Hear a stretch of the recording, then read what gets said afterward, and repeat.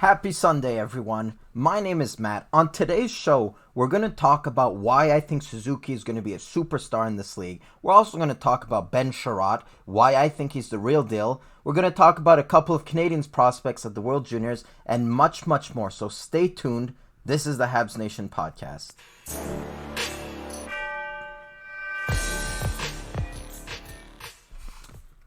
Alright, so in case you guys missed that, my name is Matt. Welcome to the Sin Bin, and this is the Habsnation Podcast. What this is, it's me, an average Joe, a fan like you guys out there. I have a microphone, I have a mouth, and we're just going to sit down here. We're going to talk about hockey. More specifically, we're going to talk about the Montreal Canadiens. I want this to be an open discussion, none of that segment shit. But with that being said, I do have a few topics. Like I said, we're going to talk about Nick Suzuki. He's really been impressing me, guys. I'm not going to lie. We're going to talk about Ben Chariot, and I'm going to compare him to someone you might be surprised by.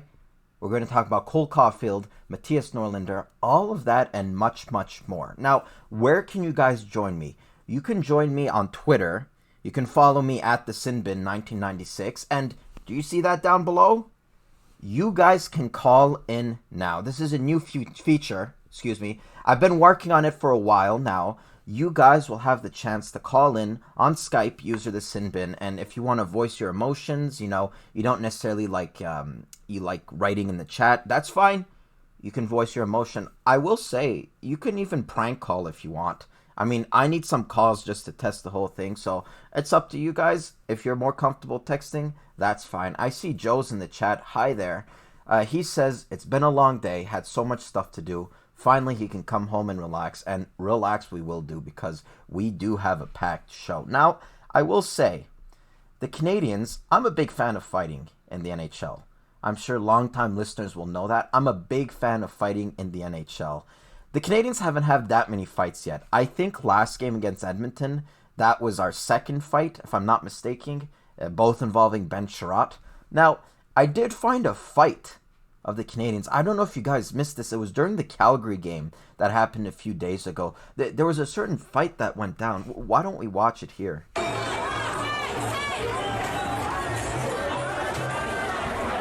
Wow. Look, there's Weber. He's throwing him. Oh! Did you guys see that? Let's see that again. It's pretty funny. Let's take another look.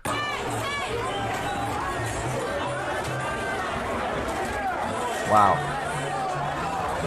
Holy moly. I guess fighting isn't dead in the NHL. That's just a fun little video there. Kind of makes me laugh. I always wonder what type of situation I'd be in to get into a fight like that, but that's pretty funny.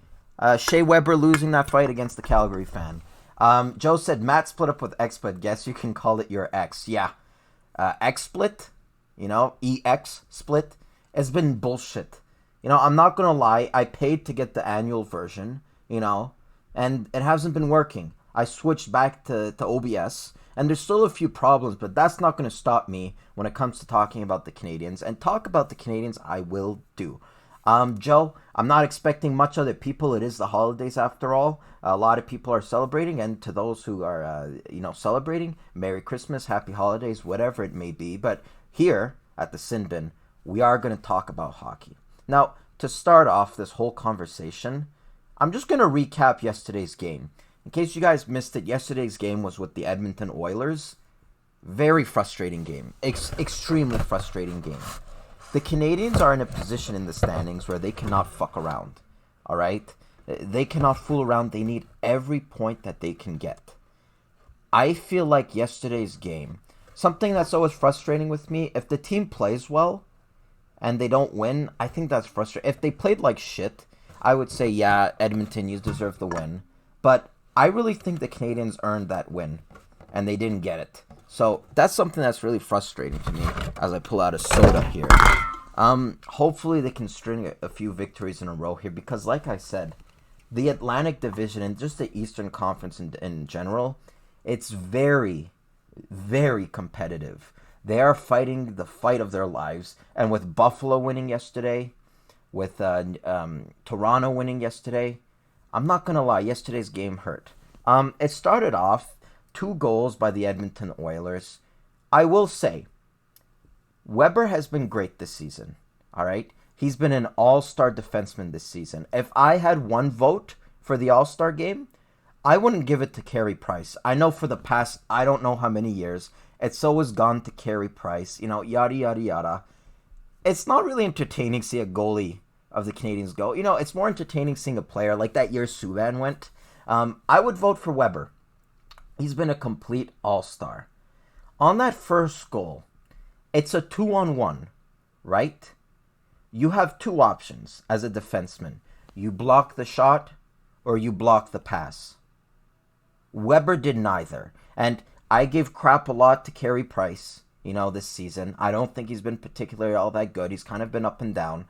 I can't blame him on that one. Because as a defenseman, if you're going to lie down on the ice and if you're going to put your stick on the ice, you have to make sure you're going to block that pass. And McDavid came in, he went around Chariot like it was nothing, and he slid it across to Draisaitl. Weber, he didn't do his job in terms of he didn't cut that pass, and that happened again on the fourth goal. The defenseman, who's in between both players of Edmonton, if you're not going to block the shot and leave the shot for Carey Price, at least block the pass, all right? Because if he passes it, he basically has no chance, And like Joe was saying right now, McDavid is phenomenal. That dude, defies gravity. Just flies across the ice like it's nothing. Yeah. Now, I'm about to suck Ben Sherratt's cock here. I think he's a terrific player. And I wrote notes for this show, ages ago. Last night, you may be looking at it and you see McDavid go around Ben Sherratt like it was nothing. I'm going to cut Ben Sherratt some slack here. I don't think he's a bad defenseman. I don't think it was his fault. 99% of the time, Chariot can match the speed of the forward. That 1% was last night. It happened with McDavid, so I'm not going to give him any crap there. But with that being said, the Canadiens did a good job of coming back into the game. All right? It was 2-0. They came back, they made it 2-2, and wow, what a goal by Max Domi. I mean, can we talk about Max Domi for a second? I know he hasn't been great this year. I know his defense has kind of been lackluster, but as of late, he's really stepped up his game. That game against, Calgary in overtime where he wired it, that showed for me he has a lot of confidence. And that move he pulled off, dude, if that was McDavid, had you slapped an orange jersey on him, number 97, I wouldn't have blinked. That was very McDavid-like, that goal he scored. But that's just me. I think McDavid. I think Max Domi is stepping up his game a lot. I would like to see him pursue this. I will say this. I know that negotiations haven't started yet between Bergevin and Max Domi when it comes to a new contract. I would sign him. I think that this lackluster season he's had, or at the very least, you can call it an inconsistent season, I think that this is an anomaly. I don't think that this is the Max Domi. I think he's very important to the team. And hey, if you can get him on a deal here, on a bargain, why not? Sign him long term. Sign him for $6 million or something. I would do that in a heartbeat. I mean, even when he's not putting up points, I think Max Domi has a lot of intangibles. I think he's the heartbeat of this team, along with Gallagher and maybe Shea Weber. So, hey, Canadians, Mark Bergevin, get on that, please. Max Cossi is in the chat. He says Domi is good offensive plays, but man, those turnovers are painful. Yeah, let me get to that in a second. Now, I did say he scored an amazing goal, Max Domi. The way he deked that defenseman and he just, the way he deked it at high speeds and whatever. The second goal resulted, I'm talking about the second Edmonton goal, that resulted off a bad play by Domi. He's been doing a lot of that. Domi is a player, he has tremendous stick handling. And that's good. But it can also be the bane of him. Sometimes it seems like he's doing a little bit too much. And on that play, what was it, the second or the third goal? I think it was the second one. It was Domi doing a little bit too much, I feel. I wish that in the defensive zone at least. I don't mind in the offensive zone if you're being creative and if you're stick handling and everything. But in the defensive zone, Max, let's keep it simple. Let's just get pucks in deep, get it out, simple plays. None of these You know what I'm talking about, guys. Joe says it was a great game, and personally, I'm not too mad about the loss because it's McDavid. It's difficult to top him. Yeah, it's McDavid, but I'm going to differ on you here that I'm furious about that loss. Because, like I said, had the Canadians played horrible, and they got squashed 5-1, it doesn't hurt for me. Because the Canadians played bad, the best team win. You know how it goes. But I really think that the Canadians played better than the Oilers. At least for a good 2 periods there. I think they were the superior team. So the fact that they don't get the results, that's very frustrating for me. And I'm not going to lie, I would have rather seen, if they're going to lose, I would have rather seen a 5-1 schlacking. Because at least I can say, hey, they played like shit. It is what it is. Let's go get them next game. But man, I'm not going to lie, that was kind of frustrating. And like I said, the Canadians don't have much wiggle room in the Eastern Conference. I'm going to pull it up here, as a matter of fact, just so we can look at the standings. But, dude, I know there's still a lot of hockey left to be played, but every single point counts. All right. So, as of right now, the Bruins are in first place. No one's going to catch up to them in the Atlantic Division. They have 51 points. Second is the Toronto Maple Leafs. Now, the Toronto Maple Leafs, as a Canadiens fan, I kind of would have wished that they kept Mike Babcock, because that's when they were playing their worst hockey. But now that they got Sheldon O'Keefe, it seems like they sort of turned everything around. And as a result, they're in second place right now with 42 points. Granted, the Florida Panthers are right behind them, and they have 2 games in hand, and they have 41 points. Now, all the way down here to fifth place, can't count. The Canadians have 40 points in 36 games. All right? The Canadians will not make it in a wild card position. I can tell you that right off because they don't have enough points. If you look over here at the Metropolitan Division, the Flyers have 45 points. And the Rangers, they're coming up. I think if the Canadians were to make the playoffs, it's going to be as one of the 3 teams in the Atlantic. I don't think they have a shot of making it in the wild card position. So they have to make sure to at least get the second or third position. I don't think they're catching up to the Bruins, but they have to play good enough to get one of those 2 positions. I do think that once a team makes it in the playoffs, it's all game. I think that the last seeded team in the playoffs has just as much chance, or maybe not just as much, but they do have a chance to win the Stanley Cup. So for me, my number one priority for the Canadians is to make the playoffs. I don't want to see them miss the playoffs again by 1 point, and they end up picking 15th and getting a prospect that's not worthwhile. For me, there's 2 options. You make the damn playoffs, or you tank. All right? If I were Bergevin, you really have to evaluate this team. Does this team have what it takes to make the playoffs? And if there's a little bit of doubt, and if come to the trade deadline, they're not in a good position, tank. Stop it. Just tank.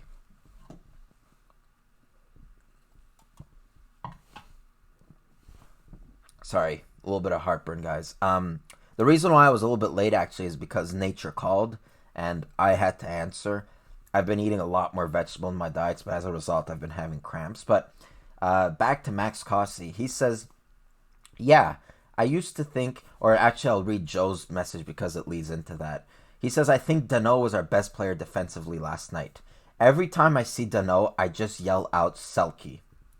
Max Cossey says, yeah, I used to think that Danault would be our number 3C, but now I would be comfortable having him as a 2C for the future. And that's a good point, and that just goes to show you guys, before I get to Danault himself, when you're reading about prospects and people are saying, oh, this guy's projected to be a third-line center, and this guy's projected to be a fifth-line winger, whatever it is, for me it's kind of bullshit. You don't know how a player is going to develop.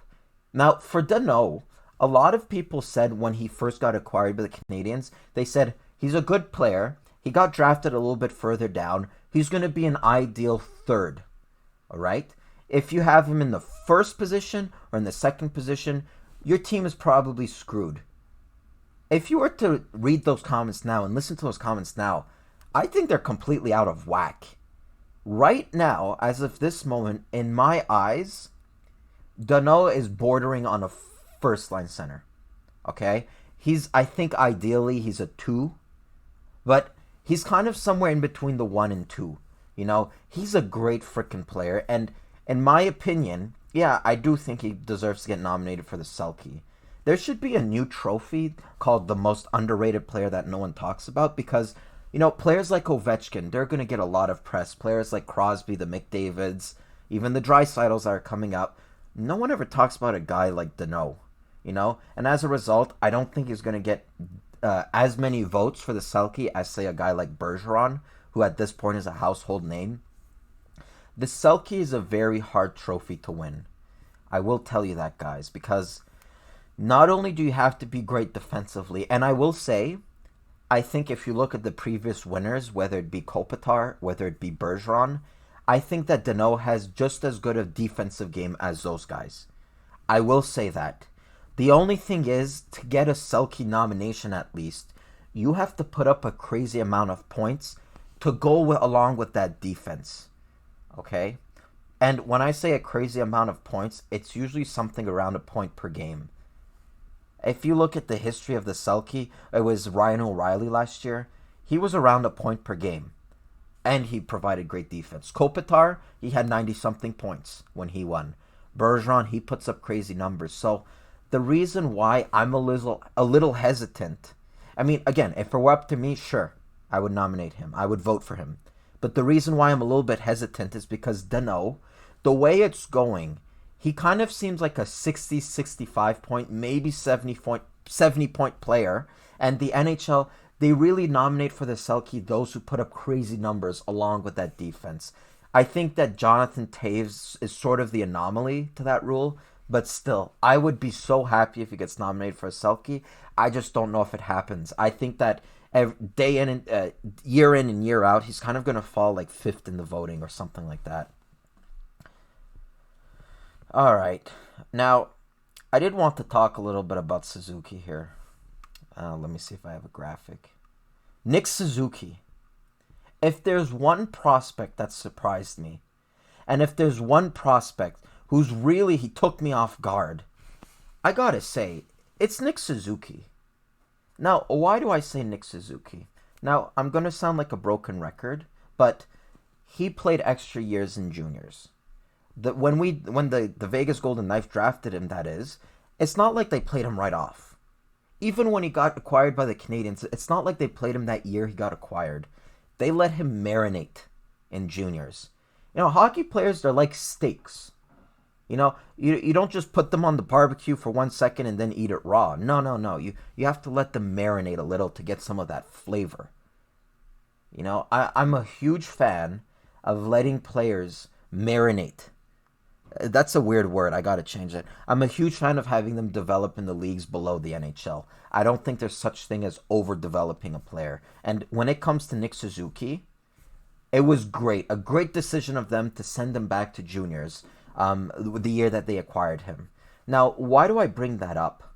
The year where they sent him down? Well, I think that when you look at Nick Suzuki's game, the biggest compliment I can give him, the absolute number one on the list, amongst other things, but the number one compliment I can give to Nick Suzuki is that he's aware when he's on the ice. What do I mean when he's aware? He's aware of his teammates. He's a great playmaker, but more so he's aware of the opposition. I rarely ever seen Nick Suzuki take a hit because he knows that he's not the biggest player, and when he has a huge 6'5" defenseman barreling down on him, it's not like he's just going to stand there googly eyes and not do anything. No, he's kind of going to spin around and protect himself. Or he's going to slow down. He's going to do whatever it takes to protect himself. That shows to me a huge level of maturity. That shows to me that he's very, very, very mature. I gotta say, I wasn't expecting that from Nick Suzuki because prior to this season, the only taste I had from him was from the World Juniors, which I wasn't overly impressed with him. And I also saw him at the Canadiens development camp. I gotta say, guys, he's impressed me this year. He's not going to put up like crazy numbers this year, that is. Going on in the future, I expect him to get around the point per game. Because a player that's that intelligent and a player that that aware of where he is on the ice and who's on the ice with him. That's crazy. There was a play in yesterday's game. I couldn't find a clip of it, but I'm going to describe it. He was coming down the wing. It was sort of a broken 2-on-1. He threw it on net. The rebound comes right to him. Everyone expected him to shoot on that rebound. But what does Nick Suzuki do? He subverts all expectations, and he passes it all the way to the cross crease to I think it was Nick Cousins. I mean, it took everyone by surprise, including Nick Cousins, who had basically an empty net, and he wasn't expecting the pass. His vision, it's at an extremely high level. At his peak in the NHL, I expect around a point per game for Nick Suzuki. He's going to score, unlike Danault, who I said he's going to have a great defense, but he's going to put around 60 to 65 points every year. I expect when Nick Suzuki is going to be in his prime, he's going to put around 75 to 80 points every year, at the very least. I think he's skyrocketed at the top of the Canadiens prospect list. I think for me, if I were to redo my list, and hey, that may be a thing for the future that I might do, it's Suzuki, Caulfield, and Poehling, and then Romanov. Those are my top four. All right? Those are my top four. Now, Joe says, he says something I'm going to read after my sip. He says, speaking of Suzuki, what are your thoughts on Poehling? Because he's been pretty quiet. I actually saw that our last player that he scored our last player that scored a hat trick in his debut didn't become anything special. Now, whoa. Let me pump the brakes there. Didn't become anything special? He's still very, very young, all right? We're not going to expect him to score a hat trick every day, right? What the Canadiens are doing with Poehling is something I love. They're easing him in. It would be easy for the Canadiens to take Poehling, play him right off with the Canadiens, put him on the first line, and say, perform. I don't really think that's the way to go. The way to go with Poehling, the way they're doing it, they play him in the AHL to start the year, and then right now they have him on the fourth line. What they're doing is that they're easing him in. They did the same thing with Suzuki. If you recall, he started the season playing on the fourth line with Thompson, and I think the other player was Cousins. And right now, Suzuki, he has more minutes. He has some power play time. He's playing up in the lineup. They eased him in. They're going to do the same thing with Poehling, okay? Don't be too disappointed that he's not putting up crazy numbers. What I've seen from Poehling so far, I'm very, very happy. And remember, who are his line mates? Right now, it's Barber and Thompson. He's not going to be putting up Leon Draisaitl numbers with those line mates. With all due respect to those players, I think that they offer a lot in their own right, but they're kind of stifling Poehling offensively at least. He's going to play on the fourth line for a little bit, and once he earns his spot, you're going to see him move up, and eventually you might see him get power play time. He made a beautiful cross-crease pass to Shea Weber, I think sometime during the second period in yesterday's game. That's great vision. That's a great play. I don't think you would send someone down after that play, and he's been doing a lot of plays like that. Shea Weber should have shot on that play, by the way. I don't know if you guys remembered, but he just held on to that puck way too long. I gotta say, I'm really pleased when it comes to Ryan Poehling. I know he's not putting as many goals, he's not putting as many points as we would expect, but keep in mind, he's playing less than 10 minutes a game. He's not playing with the most offensive-minded line mates. Once he starts performing a little bit more, that's when you might see him put up a lot more points. But I wouldn't be too shocked when it comes to Poehling. I wouldn't be too disappointed.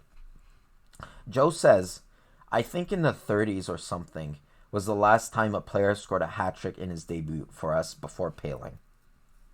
One thing that surprised me about Poehling, I will say, because again, I don't get to see the players that much when they're not playing in the NHL. He's a great skater.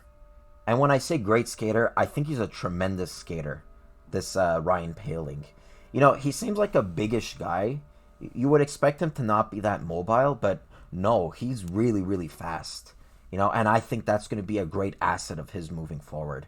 He's going to be a Danault type player. All right. Don't expect him to put up like a point per game, like I think Nick Suzuki has the potential to do. But he's going to be a great second line center, and he's going to put up a decent amount of points, maybe 60 points a year, and he's going to potentially. I'm going on a limb here, guys, but I think he's captain material personally. I think he's that good. I love his attitude. I love that the fact when they sent him down to play with Laval, he wasn't all happy jolly about it. He was a little fired up. And I like to see that in a player. And it's that type of attitudes that make captains. If you recall, as a matter of fact, last captain for the Canadiens before Shea Weber, Max Pacioretty. Something similar happened to him, if you guys remember. He was a little bit older. They sent him down to the AHL. At the time, it was the Hamilton Bulldogs. And he came out and he said, guys, I'd rather play first line minutes with the Bulldogs than play on the fourth line for like 10 minutes a game, or not even, with the Canadiens. He wasn't happy, right? I sort of like seeing that in hockey players. I don't like to see them all googly-eyed and, dumb smiles on their face when they're underperforming. I like to see them upset. Oh, did you guys see McCarron the other night? Michael McCarron, a lot of people are saying he's a bust. I don't think I necessarily disagree with those people. He actually got ejected from a game a few nights ago for the Laval Rocket for, I think, he did something with the refs. I think it ended up being an unsportsmanlike conduct, but he's a player that's upset. He's seeing all of these rookies, Barber, Poehling, all of these guys being called up, and he's probably thinking, hey, I'm a big player. The Canadiens need size. I'm young. I've got some skill. Why are they not calling me up? You see it. He has a lot of piss and vinegar in his game. I like that. I don't think we're going to see him anytime soon. There would have to be a tremendous amount of injuries to see Michael McCarron. I think at this point, it's safe to say he's a bust. I don't know if bust is actually the right word because it's not like we drafted him 3rd overall or something. For me, Galchenyuk is a bust. Because 3rd overall, we expect something. 28th overall, I mean, it's fine, I guess. Joe does say, do we know when Byron's coming back? Drouin, I know he's coming back early to mid-January, but Byron, I haven't heard anything. Let me look that up, and the resource I'm going to use to look it up, it's actually my fantasy app, my hockey fantasy app. It's a really good resource, and they always give updates on the players, so I'm actually going to look that up now. If you guys would give me a second, there's going to be some dead air. Byron. Paul Byron won't return to the lineup Saturday. He has been sidelined since November 15 due to an injury, which required surgery to repair. He is close to a return, but it won't come on Saturday. So that's according to Rotoworld. So Rotoworld.com, they say that Byron, he's close to a return, but obviously he didn't come back against the Oilers. But expect to see him soon. Not too soon, though, because I don't think he made the trip with the team. But that being said, I would be completely surprised if after New Year's he's not there. Joe says, I actually really like McCarron. He's been playing well ever since Bouchard became head coach last season. And this season, he's improved tremendously. If I recall, and you guys can correct me, he wasn't at the training camp, right? Because I think he was sidelined with an injury. I'm really curious to see if they did give him a chance, which I don't expect to be anytime soon. But if Michael McCarron did get a chance to play in the NHL, I would like to see his game. I don't think he's the same player we saw a few years ago. He's a little bit more angry, and he has a little bit more vitriol to his game. So that's one thing I want to see. Speaking of anger and vitriol, Ben Chariot. Look at this guy. So I wanted to talk about Ben Chariot for a little bit here because I think he's the real deal. Now, what do I mean when I say the real deal? Is he the next coming of Bobby Orr? Of course not. Is he Chris Pronger? Of course not. What he is, in my opinion, he's a top 4 defenseman who can eat a lot of minutes and play tremendous hockey. And if need be, drop the glove, block shots. And you know what? As someone who's labeled as a defensive defenseman, I see him in the offensive zone. He makes great decisions. It's not like he's just coughing up the puck and not creating. No, he's actually creating chances, which is really surprising as someone who didn't know much about him. prior to this year, I really like Ben Chariot. Let me know what you guys think, but a lot of people like to compare him to Jamie Benn. I think mostly because they have the same style of game. Also, they both wear number 8, which might be a reason why. But I think he's an upgrade in every sense of the term from Jordy Ben. You know, he's rapidly becoming one of my favorite players on the Canadiens. You know, and also, if you don't think he's the best defenseman on the Canadiens, can you at least acknowledge he has the best hair? I mean, look at that salad bowl. Definitely has the best hair on the Canadiens. I can tell you that. It ain't Kokanyemi with that dumb Nazi youth haircut. I almost said Yahtzee youth. Shazam is in the chat. Shazam says, in the juniors, when they put McCarron with good players, he produced. Maybe with Caulfield, it would be interesting, lol. He could be his protector. That would be interesting. Not so much because of the protector thing. It's because Caulfield is big like this, and McCarron is big like this. So you would see a tower next to a shrimp playing on the same line, which I think is really funny. But in order to see McCarron playing on a line with Caulfield, I think that a lot of things have to fall into place. I mean, the Earth has to align with the stars in a certain way to see that happen. I don't think that's ever going to happen, seeing McCarron on a line with Caulfield. I don't know. A lot of things have to fall into place in order for that to happen. But yeah, it would be really interesting. Shazam, I forgot to answer your question about Taylor Hall. We all know that Taylor Hall, he ended up going to the, to the Arizona Coyotes. Shazam actually asked me, I think it was Shazam, he asked me in one of my videos, he said, it was a pretty low price. Why didn't the Canadiens go after him? And I gotta say, it was a great decision to not go after Taylor Hall.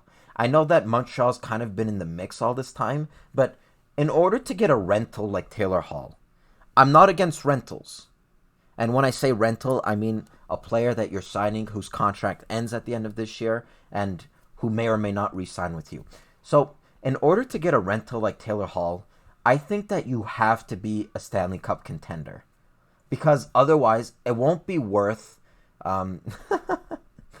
Ricky Long says, come inside shit. I've never cummed inside shit, but that's pretty funny. What was I saying? Oh, fucking Ricky threw me off. What was I saying? Oh, yeah. In order to acquire something like Taylor Hall with the players you're going to give up, I really think that you have to be a cup contender. Now, the Arizona Coyotes, a lot of people might not know it, but yeah, I think they are a Stanley Cup contender. You know, they're pretty high in the Pacific Division, so I think them getting Taylor Hall doesn't hurt you. For the Canadiens, if you were to give up Taylor Hall, if you were to acquire Taylor Hall, that is, you would have to probably give up a first rounder, which the Canadiens, we never know. It might be a top 10 pick. It might not be. Who knows? You would have to give up a defenseman, maybe like Cale Fleury. You would have to give up a B-grade prospect, maybe like Norlinder. Are you ready to give up all of that for Taylor Hall, a player who's not going to end the year potentially in Montreal? I don't think so. Now, Ricky Halam, he says, like a mozzarella stick? Not like coming, I'm it? What? Are you saying you've cummed on a mozzarella stick? Did you eat it after? I don't know, man. I don't know what you're saying, Ricky. You have to clarify. Joe says, I find it funny, actually. It feels like we're always in the running for a player that's on the block, but we never end up getting any of them. LOL. And that's actually a really good thing, Joe, because Bergevin, he's the type of GM, he's really careful when it comes to giving up the future. He's not going to give up prospects unless he's really certain of his move. You know, I'll give you an example. When he acquired Jonathan Drouin, he gave up a really good prospect. In his eyes, he was certain that Jonathan Drouin would be a fit with this club. And although it was a really small sample size, I think that this season, it seemed like Jonathan Drouin turned the corner, and I'm really missing him right now. I don't think there's a Canadiens fan out there who doesn't miss Drouin. I mean, he could really be essential, you know, on this team. And I don't know, man. The fact that we never get players, I think it's a testament of Bergevin not wanting to give up the future. Ricky Halam, who, by the way, you've been putting up some great comments. He says, think of cum like in the shit when the person shits. I don't even know what that means. When the person shits, it has cum inside. What do you think? Dude, Ricky, if you shat and there's cum inside, why are you eating cum? Why is cum in your shit? Have you ingested? I don't know. I'm getting off this topic. Shazam says, how about Shane Gostisbehere? Would he be a good bet? Absolutely. Absolutely. I would go after Shane Gostisbehere, and there's one reason. Is that how you say his name? Gostisbehere? Anyway, what is that, Dutch? Right now, Gostisbehere isn't playing his best hockey. So, not only can you acquire Shane Gostisbehere, you can acquire him at a lower price. The good GMs in this league, they don't trade players when they're at their lowest because they don't get much value. So, if the Canadiens are going to make a push for Shane Gostisbehere, I don't think they would have to give up as much as, say, if it were 2 years ago and they're trying to acquire him after that 60-point season. But other than that, I think that I'm stating the obvious when I say the Canadiens have a huge hole on their left defense side. So, any player at this point, I think, is an upgrade over Mike Riley. No disrespect to Mike Riley or guys like Brett Kulak. But I do think that's Gostisbehere and that Brett Kulak. That Gostisbehere is an upgrade on Brett Kulak and Mike Riley. So I would really make a push, and I don't think that you would have to give up a whole lot to get him. So it's worth a gamble in my estimations. Joe says, would you have done that trade, Sergachev for Drouin? Ooh, really good question. You know what? In Montreal, actually, that's a good question. Let me just pull out his stats quickly, because that's the best way. Well, actually, looking at stats isn't always the best thing, but I'm still going to do it. Let me switch. Sergachev. As you see, he's already in my suggestions. So, Canadiens get him 9th overall, 2016. We all remember it. In 34 games this year, he has 18 points. Last year, he had 32 points. I hate kind of going off of stats, but I don't really watch that much Tampa, so I don't know. I will say this about the Drouin Sergachev trade. In Montreal, we sort of like to complain about that trade, I feel. We like to complain about that trade because Drouin, year in and year out, he's been lackluster. I know, a 53-point season is not too bad, but I think he's been kind of lackluster. This year, for me at least, it's been a new story. I think that he looked hungry on the ice. He actually looked like he was working hard. It didn't seem like he was taking too many shifts off. I would have liked to have seen him finish this season the way he was going. He was on pace for about 70 points. And at the end of that season, I would have looked at the trade and said, you know what? I think it was an even trade. I think that Sergachev is too good a player to ever say that the Canadiens won the trade. But I think that at the very least, it's an even trade. The Canadiens get a good offensive-minded player. The Tampa Bay get a good defenseman. Now, I will say this. I'm not a fan that they gave up a left-handed defenseman. All right? I mean, say if Sergachev was a right winger. Say if he was a center even. I would have looked at the trade and said, okay, that's not too bad. But the fact that we gave up a position that we really need right now, I think it was a miscalculation a little bit. I don't think it's an epic fail of a trade. I think it was a little bit of a miscalculation because the Canadiens could really use a player like Michael Sergachev. All right? So that's what I think personally. Joe says, if we don't get Gostisbehere, I guess you can say he won't be here. Get it? Oh, yeah. Shazam says, Sergachev is playing with a powerhouse. The Bolts are probably... Yeah, I will say that. That's a good point, Shazam. If you look back at Sergachev's stats, 40 points in 79 games as a rookie and as a defenseman, it's not a little bit good. That's amazing. That's completely amazing. But we have to keep in mind, he plays a lot of power play. A lot of times he's playing with Hedman, or maybe not a lot of times, but he does play a decent amount with Hedman. And when he's making a pass, he's not making a pass to Nick Cousins. He's not making a breakout pass to Paul Byron. He's making a pass to Kucherov, to point.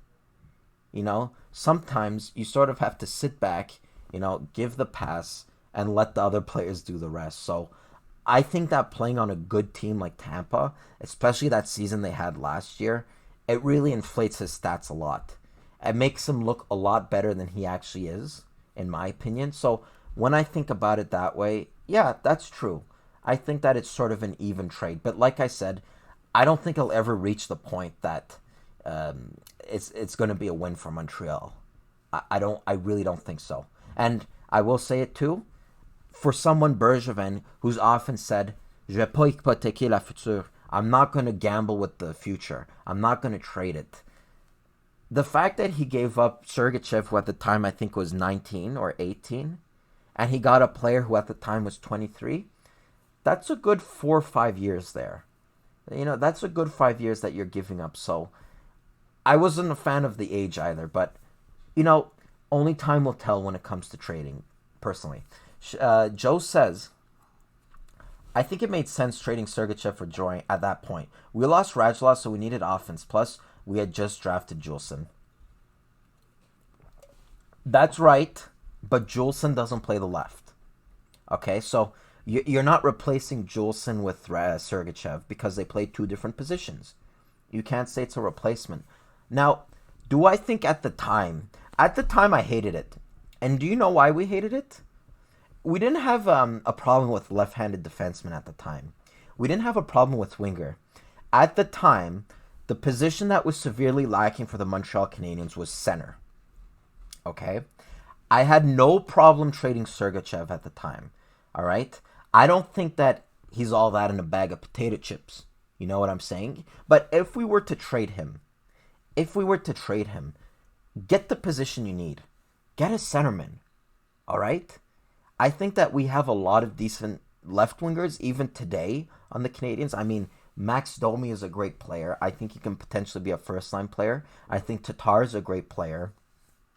I don't think we necessarily then or now needed a left winger, to be honest. But with that being said, if Drouin can continue to elevate his game the way he did it this year, and when I mean this, I really hope that the surgery doesn't hold him back in any way and it doesn't slow him down. I think, like I said, it's not going to be ever a win, but I think it's going to be a damn even trade. Plus, when you're trading with Stevie Yzerman, he's a great GM. The fact that it's even at the end of it, when everything is said and done, I think that's a good thing. Next, Shazam says, would you do the Weber-Subban trade again? To me, I would do it 20 times. I don't know what the hell's going upstairs, but I don't know. Probably people making love up there. I don't know if you guys heard that on the microphone. Would I do the Subban-Weber trade again? Would I do the Sorry about that. I was just listening, eavesdropping. Would I do the Subban-Weber trade again? Now, I have been very vocal, even on this channel. You can find videos of me being very critical of Shea Weber. Now, when I look at Subban this year, he hasn't been bad. He hasn't been average. He's been dog shit. I think he's been worse than dog shit. There's a barrel. You know the expression bottom of the barrel?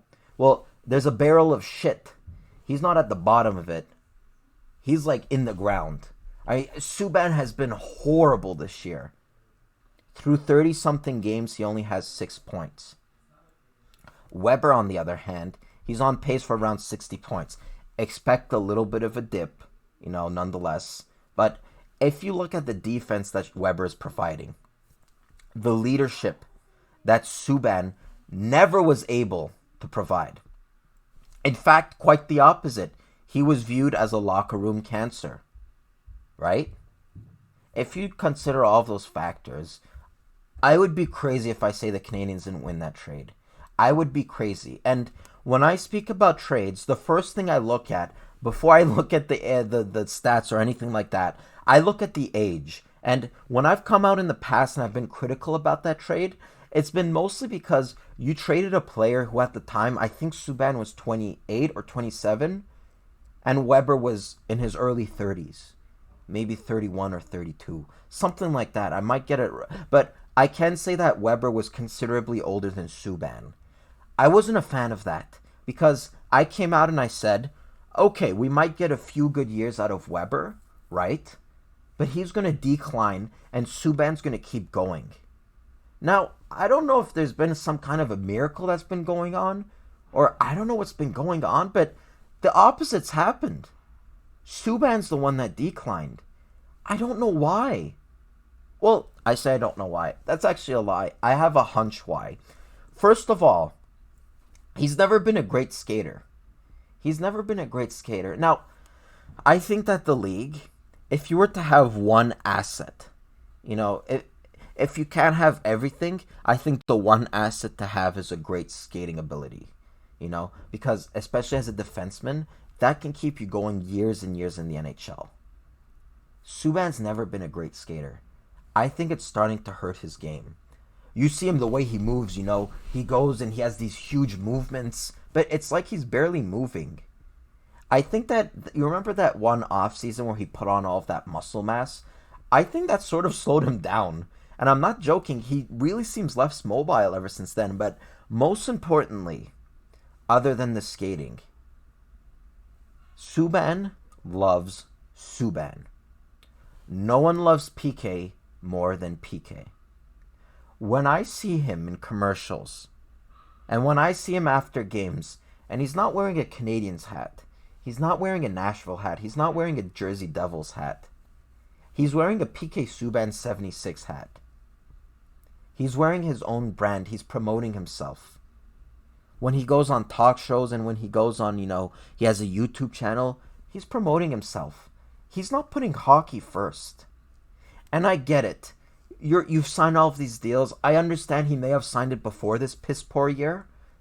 But last year with Nashville wasn't that great either. I mean, was it the time and was it the place to do all of those ads? To do all of that promoting? To do all of that social marketing?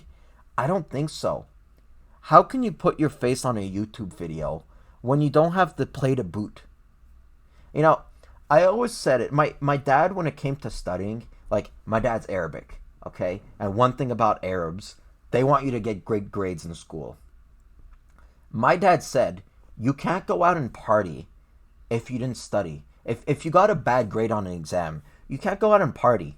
You have to go, you have to look, what did you do wrong? And then you have to correct it.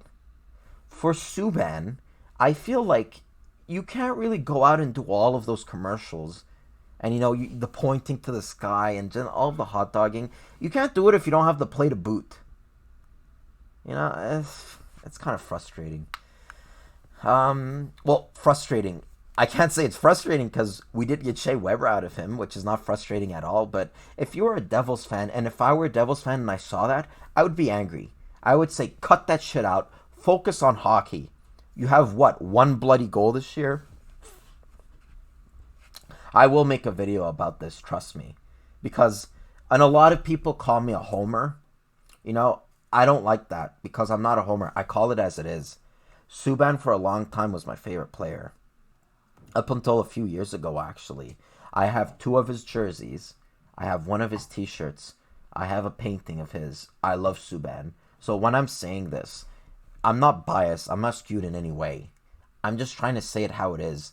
I'm not a fan of all of that showboating and all of the marketing and all of the putting your fucking face on every commercial. I get it. If you're playing great and if you're having a great year, then yeah, you have the play to boot, but not as of now. No, he doesn't.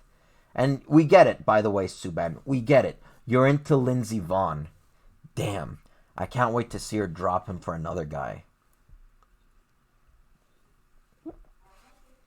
By the way, do you know where Subban met Lindsey Vonn?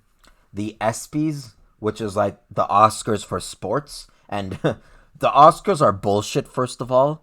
In case anyone watches the Oscars, I don't know about you, but I think it's bullshit. So The sports Oscars, that's even bigger bullshit. Subban, of course, was hosting an award. I mean, Subban loves the camera. He's hosting an award, and he says there, he goes on stage and he says something about Lindsey Vonn, how pretty she looks. Lindsey Vonn at the time had a boyfriend. And skip a few years into the future, now Subban and Lindsey Vonn are a couple. If I were her boyfriend at the time, who was sitting there and I heard Subban say that, I would beat his ass. And that is frustrating to me. Well, I say beat his ass. He's way stronger than me. I would try to beat his ass. Shazam says, we have Romanov and Norlinder, so defense is good in our hands. Let me see what position Norlinder is, whether he shoots right or left. Give me a second, guys. Let's see here. Matthias Norlinder. He shoots left. Oh, man. Okay, so that is a huge plus for the Canadiens because, again, there's a lot of the French word they would say in pénurie at left defensemen. We're missing a lot of left defensemen, and the thing is, like I often say with these prospects, it's not 100% guarantee that they're going to be great. All right, it's not like 100% guarantee that they can translate what they're doing into juniors into the NHL. They're sort of like lottery tickets. You want to draft as many players or get as many lottery tickets, and one of them, you're bound to get the jackpot. Even now with Caulfield, Suzuki, Poehling, and Kotkaniemi, I'm fully cognizant that not all of them are going to pan out. You know, I mean, they might, and I'm going to be really happy, but just if you look at the NHL and just how players develop, it's not a sure thing. This isn't NHL 20 by EA, where the players, they have an elite potential and they get a 90% overall no matter what. No. This is real life.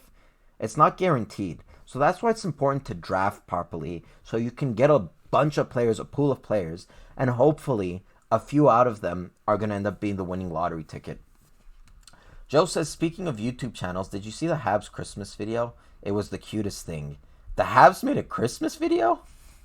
Oh man, now you're making me curious. I gotta look this up. Alright. So, what do I write? Like, just Habs Christmas video? Oh man, my computer's slow as piss. Habs Christmas. Is it? I can't find it. Maybe it's this. Oh, there we go. Happy holidays from the Hab. Alright, this is my reaction. I've never seen this before. So, we'll see what happens. Hold up. Let me put my earphones in. Damn it all, fucking computer. Hold up. Let me put my earphones. Alright. So there's some carolers. Some hairy redhead.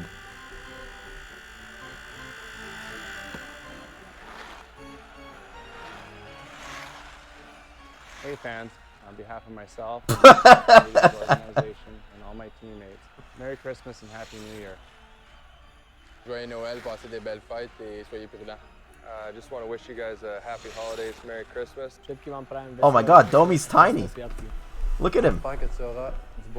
He's smaller than Gallagher. Oh boy. I will say, yeah, that was a pretty cute video, I will admit. I will say. Carey Price and Shea Weber.